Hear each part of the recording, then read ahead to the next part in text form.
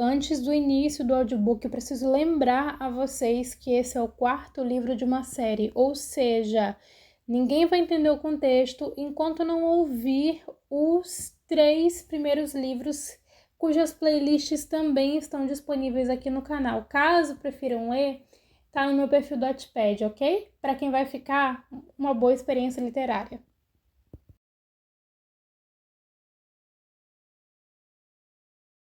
Naquela manhã, Tiago seria mandado para uma clínica especializada para ajudá-lo com a dependência química. Obviamente que ele estava reticente quanto a essa internação. A última vez que confiara em algo assim, terminara como um rato de laboratório.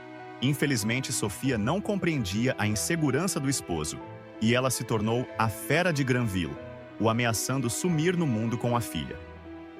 Para não interferir, Rafael decidiu sair do quarto, não queria se meter na discussão do casal.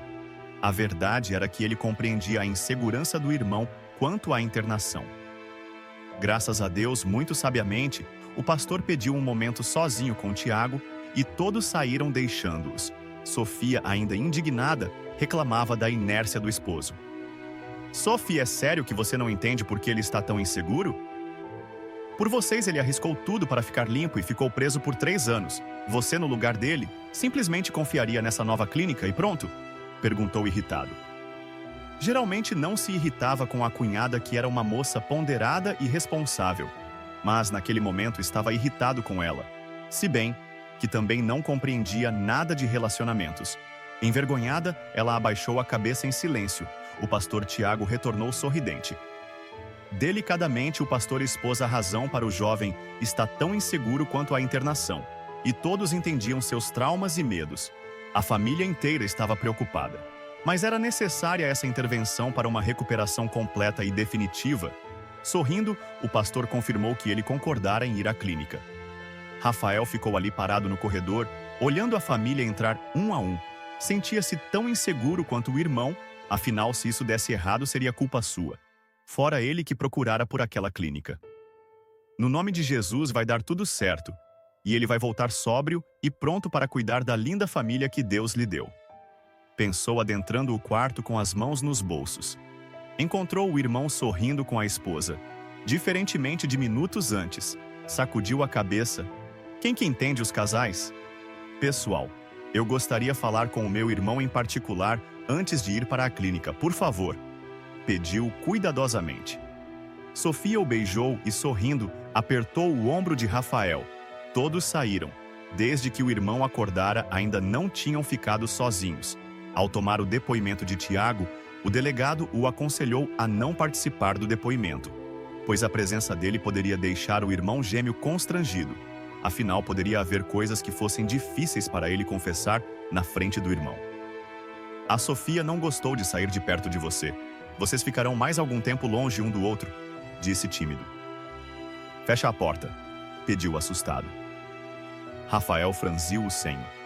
O que houve? Você parece preocupado, disse sentando ao seu lado. Rafa, sussurrou. O Olavo era só um peão nesse jogo, tem alguém grande e poderoso que pretende destruir essa cidade, sussurrou angustiado. Por favor, irmão, pega nossa família e vai embora daqui o mais rápido possível. Irmão, do que você está falando? Todos estão felizes aqui. Até a mãe fazia muito tempo que eu não a via tão feliz. Ela vai começar a trabalhar aqui. Deu um meio sorriso. Na verdade, tem alguém que não está feliz, sua filha. Ela está irritadíssima porque todo mundo vê o pai dela menos ela, disse em gracejo, apesar de ser verdade. A Sofia me disse pesarosamente. O vinco de preocupação ainda estava na testa do irmão. Mas você sabe por que não quero que ela venha aqui. Eu não quero que ela veja esse trapo humano. Eu sei e compreendo. Falei apenas para que fique registrado, porque ela me pediu várias vezes para te explicar que somos nós os responsáveis por ela não te ver, e não porque ela não queira. Disse sorrindo. Ela pensa que vocês que estão a proibindo de vir aqui e que eu posso pensar que seja ela que não queira me ver? Perguntou emocionado. Exatamente. Nós achamos melhor assim. Não queremos que ela pense que o pai não a ame e não queira vê-la. Obrigado, irmão. Eu não sei o que teria sido da minha família se não fosse você. A Sofia me disse tudo o que você fez por elas. Irmão, eu estou aqui por vocês e farei tudo para ajudá-los. Neste momento, se preocupe apenas com a sua recuperação. Eu vou cuidar da nossa família. Se for o caso, eu dou minha vida por elas. Ninguém vai tocar em um fio de cabelo de nenhuma delas. Eu te dou a minha palavra. Disse fervoroso. Eu sei que você cuidará delas. Mas o problema com este lugar é muito mais perigoso do que podemos ao menos imaginar. O Olavo e o Rubens conversavam perto de nós. Penso que eles acreditavam que não poderíamos ouvi-los ou que morreríamos de qualquer jeito. Eles falaram no cara por trás deles? Perguntou curioso. O Olavo só o chamava de chefe. Já o Rubens o chamava de 001. Parece que o Rubens era o contato direto com o tal chefe. Ele sabia sobre o esquema mais que o Olavo. Ele dizia claramente que o foco do 001 é destruir esse lugar e todas as pessoas que estiverem aqui e que ele estava furioso por causa de tal Bela ou Fera. Não tenho certeza, mas parece que esses foram os responsáveis pelo turismo da cidade se expandir, disse apertando a cabeça. Tem situações que ficam embaralhadas na minha cabeça, mas outras são claras como água cristalina. Acalme-se. Por que ele estaria furioso com a Bela e o Eric? Tiago o olhou confuso. Desculpe-me, você ainda não conhece a história, mas basicamente, a Bela e a Fera são Isabela e Eric. Bem depois dessa história de Fera e Bela, a população cresceu, o que segundo o Rubens dificulta os planos do chefe, ou 0001, como ele dizia. Rafa, ele quer os tesouros de Granville. Rafael sorriu, deduzindo que o irmão estava estressado. Que tesouros podem ter aqui? Perguntou mais tranquilo. Cara pálida. Você nunca se perguntou como uma cidade com 1/3 da população de São Paulo se tornou o Vaticano brasileiro? Mano, o Vaticano é um país. Granville é só uma cidade. Comentou já não mais tão tranquilo, afinal ele tinha razão. Uma cidade independente do resto do país, com suas próprias leis e regras. Como ela conseguiu isso? Como ela se mantém? Na verdade, nunca pensara em nada disso. E o irmão não deixava de ter certa razão. Era mesmo muito estranho. Como a cidade se mantinha totalmente sozinha. Descansa e se recupere. Eu vou ficar atento. Se acontecer qualquer coisa que as coloque em risco, eu fujo com elas de volta para o Rio de Janeiro. Você sabe que eu sou muito bom em fugas. Disse pesarosamente, sabendo que o irmão concordaria. Você não é mais assim. Não se esqueça de que a Sofia me disse o que fez por ela e pela Bia. E eu estou muito orgulhoso do meu irmão. Obrigado, mano. Por tudo, e principalmente por não desistir de me procurar. Rafael sentiu um nó na garganta. Era a primeira vez que ele via admiração por ele no olhar do irmão. Uma batida na porta os tirou desse momento de intimidade. Oi? A mãe colocou a cabeça para dentro. O pastor Tiago tem outras coisas para fazer, meu filho. Disse entrando acompanhada por Sofia. Os gêmeos entreolharam-se. Rafael viu a dúvida e o medo no olhar do irmão. Aproximou-se, apertou sua mão e assentiu, desejando passar toda a segurança que ele precisava naquele momento. Tiago sorriu e o coração do seu gêmeo acalmou-se. Eu prefiro que o Rafael me leve, por favor, pediu calorosamente. Vocês não estão aprontando alguma coisa, estão? Perguntou a mãe, olhando de um para o outro. Mãe, eu prometi ao pastor que se eu desistisse, ele poderia me dar uma surra. E a senhora acha que ele perderia essa oportunidade? Perguntou Tiago, sorrindo. Todos riram. Não mesmo, respondeu Rebeca, que entrava com o esposo. Samara encontrou Micaela tomando café na cantina do hospital. Tinha profundas olheiras e parecia de mau humor. O que foi, criatura? Por que essa cara? Parece que não dormiu nada à noite, disse, tentando parecer descontraída. Na verdade, estava preocupada com a amiga. Ela não estava aceitando bem a amizade da filha com o tio e, para completar, até o esposo estava do lado do cunhado. E ela ainda se recusava a falar com o irmão, mesmo depois que o outro gêmeo o encheu de elogios para a irmã mais velha. Eu não consegui dormir a noite toda, disse de maneira conspiratória, olhando para os lados. E se o lugar que estão mandando meu irmão for uma armadilha como a que ele veio parar aqui?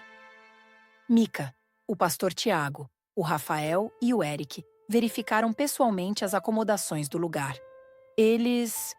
Micaela ergueu as mãos interrompendo-a. Esse pastor tem a vidinha dele de contos de fada. Meu irmão é um covarde que se esconde atrás daquele distintivo. E o Dr. Eric nem conhece o meu irmão. Desabafou, desabando na cadeira, chorando. Tudo o que eu não chorei nos últimos anos, eu estou chorando ultimamente. Resmungou fungando.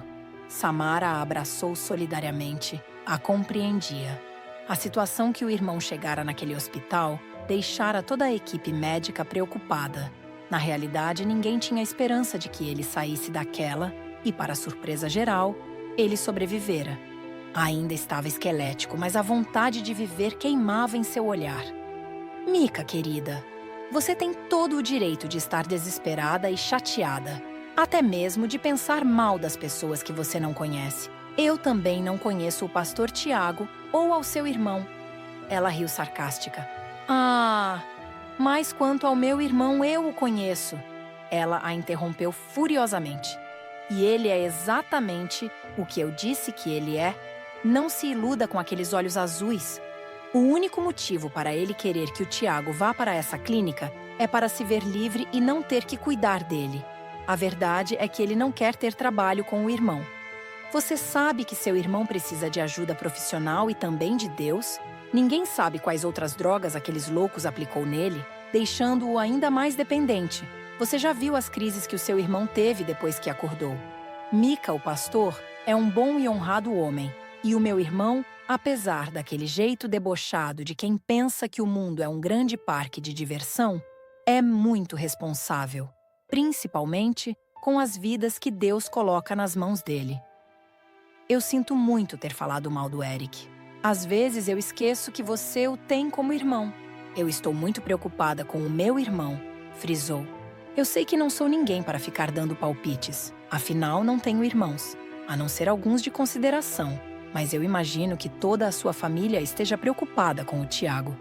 Por favor, perdoe-me. Eu não queria ser tão insensível. Pediu triste. Está tudo bem. Eu sei que você não quis me ofender. Mas eu admito que esse assunto seja delicado para mim. Disse, encarando-a. Minha querida, o que eu quero que você compreenda é que essa família não é mais a mesma que você deixou para trás. Por mais difícil que seja você aceitar. Eles mudaram, cresceram, são pessoas que talvez você goste de conhecer. Você mesma admitiu que fora muito produtiva a conversa com a sua mãe. E foi mesmo, concordou sorrindo. Foi um peso que eu tirei das costas.